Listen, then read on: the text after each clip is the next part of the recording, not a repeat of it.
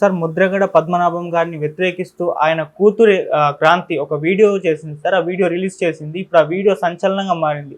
అసలు అందులో ఏం చెప్తుంది? ఎందుకు వ్యతిరేకిస్తుంది తన తండ్రిని? ముద్రగడ పద్మనాభం గత కొంతకాలంగా పవన్ కళ్యాణ్ మీద చాలా ఘోరమైన కామెంట్లు కూడా చేస్తున్నాడు.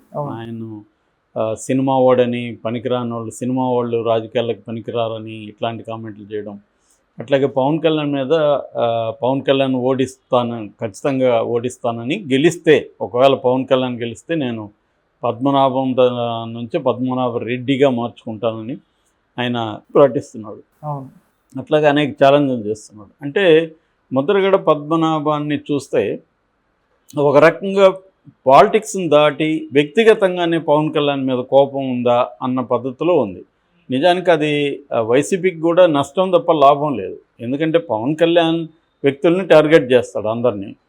మోకాళ్ళ మీద నడిపిస్తాను, లేకపోతే ఒక్కొక్కరిని నరకం చూపిస్తాను, ఇలాగా మాట్లాడతాడు పవన్ కళ్యాణ్. ఆయన మాట్లాడడం తక్కువ మాట్లాడ్డాను.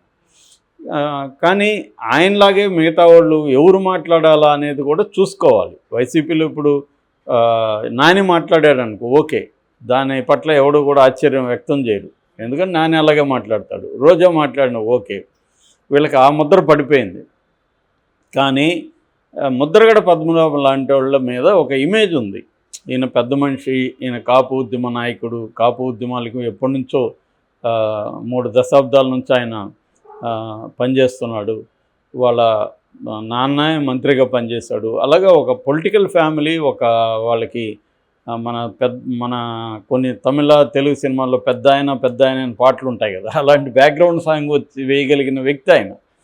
సో అటువంటి వ్యక్తి మాట్లాడేటప్పుడు ఏంటంటే, నువ్వు ఓడించడానికి ఎన్ని పనులను చేయగానే ఒక హుందా వ్యవహారం ఆశిస్తారు ఆయన నుంచి.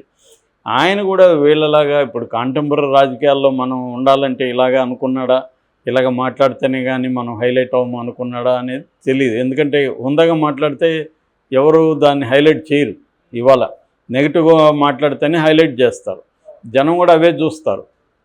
ఎవరైనా మంచిగా వచ్చి పవన్ కళ్యాణ్ ఓడించండి, మమ్మల్ని గెలిపించండి అని మర్యాదగా మాట్లాడితే ఎవడు పట్టించుకోడు. అందుకని ఇవాళ ఉన్న కాంటెక్స్ట్లో ఆయన కూడా అలా మారినాడు అనేది మనకు అర్థమవుతుంది. కాకపోతే ఇప్పుడు ఆయన మీద విమర్శలు వస్తున్నాయి. కొత్తగా ఏమొచ్చిందంటే, వాళ్ళ ఇంట్లోనే ప్రాబ్లం స్టార్ట్ అయింది. మామూలుగా ఈ మధ్య మన ఫ్యామిలీ డ్రామాలు బాగా పెరిగాయి. మనం చూస్తున్నాం కదా, జగన్ ఇంట్లో ఎలా ఫ్యామిలీ డ్రామా స్టార్ట్ అయిందో. సో అలాగే ఫ్యామిలీ డ్రామాలు మొదలైనవి. ఇంకా వేరే రాష్ట్రాల్లో కూడా చాలా ఉన్నాయి. బట్ ఆంధ్రప్రదేశ్కి సంబంధించి ప్రధానంగా అక్కడక్కడ కొంతమంది ఎమ్మెల్యేలు, ఆ మధ్య ముత్యాల నాయుడు కొడుకు మా నాన్నను ఓడించండి అని ఆయన పిలిపించాడు. అట్లా కొన్ని జరుగుతున్నాయి అక్కడ కూడా. అలాగా ఇప్పుడు ఈ ముద్రగడ పద్మనాభం వాళ్ళ కూతురు, ఆమె శ్రీమతి క్రాంతి అని వచ్చింది. ఆమె ఒక వీడియో పెట్టింది. ఆ వీడియో ఇప్పుడు వైరల్ అవుతుంది. ఆ వీడియోని ఇందాక చూశాను నేను. ఆ వీడియోలో ఏం చెప్తుందంటే, మా నాన్న పవన్ కళ్యాణ్కి వ్యతిరేకంగా ఒక విచిత్రమైన స్టేట్మెంట్ ఇచ్చాడు. పవన్ కళ్యాణ్ ఓడితే తన పేరు మార్చుకుంటానని. అట్లాగే ఆయన పవన్ కళ్యాణ్ వ్యక్తిగతంగా టార్గెట్ చేస్తున్నాడు. ఇదంతా కూడా పవన్ కళ్యాణ్ తిట్టడం కోసమే వైసీపీ మా నాన్నను వాడుకుంటుంది, ఆ తర్వాత మా నాన్నను పక్కన పెట్టేస్తుంది అనేది ఆమె ప్రధానంగా. అంటే వాళ్ళ నాన్న మీద కంటే కూడా వైసీపీ మీదనే ఆమె ఫోకస్ చేస్తుంది. మా నాన్నని వైసీపీ వాళ్ళు ఆడుకుంటున్నారు అనేది ఆమె చెప్పింది. సేమ్ మనం జగన్ది చూస్తే కూడా, మా చెల్లెలు మంచిది, మా చెల్లెల్ని చంద్రబాబు, రేవంత్ రెడ్డి నాకు వ్యతిరేకంగా ఆయుధంలాగా వాడుకుంటున్నారు అనే విషయాన్ని ఆయన కూడా చెప్పాడు. ఈమె కూడా అదే టెక్నిక్లోనే మాట్లాడింది. నిజానికి అంత పెద్ద ఆయన, అంత పరిణితి ఉన్న ఆయన జగన్తో పోలిస్తే ఈయన అనుభవంతో లేదు జగన్ది. సో ఇలాంటి కాంటెక్స్ట్లో ఈయన తెలియకుండా జగన్కి ఉపయోగపడతాడా, జగన్ అనుకుంటే ఈయన ఉపయోగించుకోగలడా? ఈయనకి ఇంకా అంతకంటే అనుభవాలు ఉన్నాయి కదా. సో ఆయన ఏది చేసినా ఆయనకే ఆపాదించాలి తప్ప, అది ఆయన అవమానించినట్టే ఒక రకంగా. ఎందుకంటే మా నాన్నని జగన్ ఉపయోగించుకుంటున్నాడంటే, మీ నాన్న ఉపయోగపడితేనే కదా ఉపయోగించుకున్నాడు. మీ నాన్నకు కూడా ఏదో హామీలో ఏదో దొరుకుంటేనే కదా ఆయన చేస్తాడు. లేదో ఆయనకి కక్ష అన్నా ఉండాలి, తెలుగుదేశం కూటమిని ఓడించాలనేది అన్న పర్సనల్ అజెండా అయినా ఉండాలి. అవి లేకుండా ఎందుకు మీ నాన్న మాట్లాడతాడు? సో క్లియర్గా ఏంటంటే, ముద్రగడ పద్మనాభానికి తెలుగుదేశానికి ఎప్పుడూ పడదు. ముద్రగడ పద్మనాభం కుటుంబాన్ని తెలుగుదేశం చాలా ఘోరంగా అవమానించింది.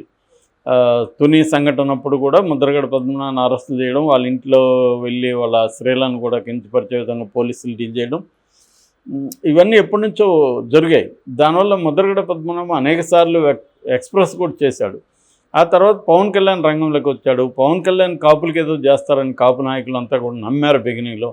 కానీ రోజు రోజు పవన్ కళ్యాణ్ మొత్తం కాపు ఓట్లను తీసుకెళ్ళి చంద్రబాబు సీఎం కావడం కోసమే చేస్తున్నాడు. ఇతనికి ఎందుకో జగన్ అంటే పడదు కాబట్టి జగన్ ఓడించడం ఏకైక లక్ష్యం తప్ప ఇంకేం ఆలోచించట్లేదు పవన్ కళ్యాణ్. కాపులకు కూడా ఆయనేమి మేలు చేసే పరిస్థితి లేదు అన్న విషయాన్ని కాపు నాయకులు గ్రహించారు చాలామంది. సో అందుకనే పెద్ద పెద్ద కాపు నాయకులు ఎవరు పవన్ కళ్యాణ్ వెనక లేరు. ఉన్నవాళ్ళు కూడా బయటకు వచ్చేస్తున్నారు. సో ఈ కాంటెక్స్ట్లో ఏంటంటే ముద్రగడ పద్మనాభాన్ని జనసేనలోకి ఆహ్వానించడానికి అక్కడ వెళ్ళి కలిశారు అక్కడ లోకల్ నాయకులు. పవన్ కళ్యాణ్ ఇంకొక 2 రోజులు మీ ఇంటికి వచ్చి ఆహ్వానిస్తారన్నాడు. పవన్ కళ్యాణ్ వెళ్ళలేదు. ఆయన పాపం 1-2 months వెయిట్ చేశారు పెద్ద ఆయన. మేబీ ఆయన ఈగో హర్ట్ అయి ఉంటుంది. సో నేను ఇంత కాపుల కోసం 3 దశాబ్దాలుగా పనిచేస్తున్నా, అనేక ఉద్యమాల్లో ఉన్నాను, జైలుకి వెళ్ళాను, నన్ను కనీసం అతను మర్యాద కనీసం కాల్ చేసి నేను రాలేకపోతున్నాను లేకపోతే వస్తాను కనీసం కాల్ చేసి మాట్లాడడానికి ఏముంటుంది. సో పవన్ కళ్యాణ్కి ఉన్న ప్రాబ్లం ఏంటంటే అతను తన పార్టీలో కావచ్చు, తనతో కూడా కావచ్చు, తనకంటే పెద్దవాళ్ళని ఎవరిని పెట్టుకోడు. తన కంట్రోల్లో ఉండేవాళ్ళే ఉండాలి. అందుకని నాగబాబు, నాదెండ్ల మనోహర్ తప్ప ఇంకే నాయకుడు కూడా అక్కడ మనకు కనబడ్డు. ఉన్నవాళ్ళందరూ తన కంట్రోల్లో ఉండాలి. ఇది చాలాసార్లు ఆయనతో పనిచేసి బయటకు వచ్చిన వాళ్ళు కూడా, రాజు రవితేజ లాంటి వాళ్ళు కూడా చెప్పారు. తను కొంత నార్సిసిజం ఉంది, తనకి తాను ఇంపార్టెన్స్ ఇచ్చుకుంటాడు, తను ఎవరిని భరించలేడు. ఆ లక్షణాలు పవన్ కళ్యాణ్కి ఉన్నట్టే కనబడతాయి మనం చూస్తే. చాలామందికి ఈ లక్షణాలు ఉంటుంది. ఒక ఇన్సెక్యూరిటీ ఫీలింగ్ ఉంటుంది. ఆ ఇన్సెక్యూరిటీ మామూలుగా ఆఫీసులైనా, ఈవెన్ సినిమాలో నేను చాలామంది డైరెక్టర్లను చూశాను, తెలివైన కుర్రాళ్ళని అసిస్టెంట్ డైరెక్టర్లు పెట్టుకోవడానికి వాళ్ళు జంకుతారు. ఎందుకంటే వాడు డామినేట్ చేస్తాడు, తన తప్పుల్ని వాడు ఎత్తి చూపిస్తాడు. ఇట్లాంటి ఇబ్బందులు ఉంటాయన్నమాట.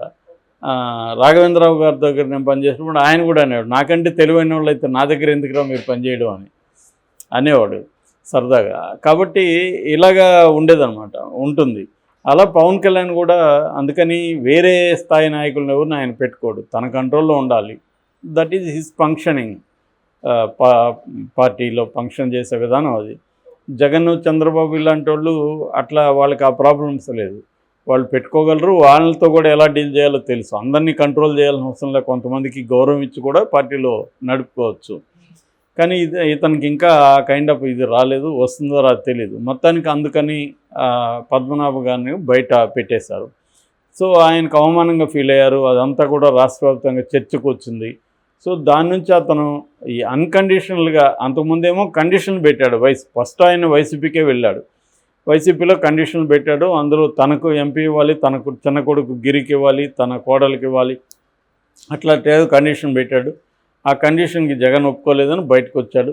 ఈ లోపల జనసేన వచ్చింది. జనసేనలో మనకి న్యాయం జరుగుతుంది అనుకున్నాడు, కానీ అది జరగలేదు.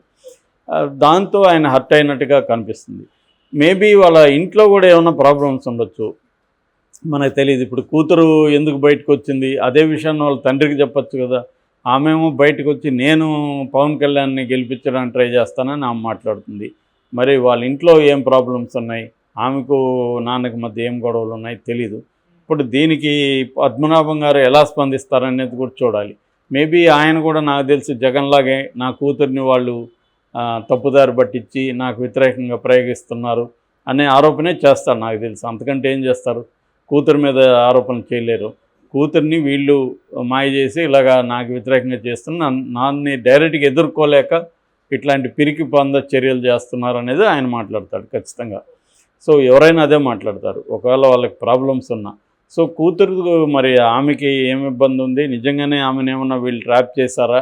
ఎందుకంటే ఇప్పుడు ఎన్నికల్లోనే చాలామందికి మంచి మేలు జరుగుతాయి, డబ్బులు కూడా ఇప్పుడే వస్తున్నాయి అందరికీ. సో ఎవరికి ఎప్పుడు డిమాండ్ వస్తుందో తెలియదు.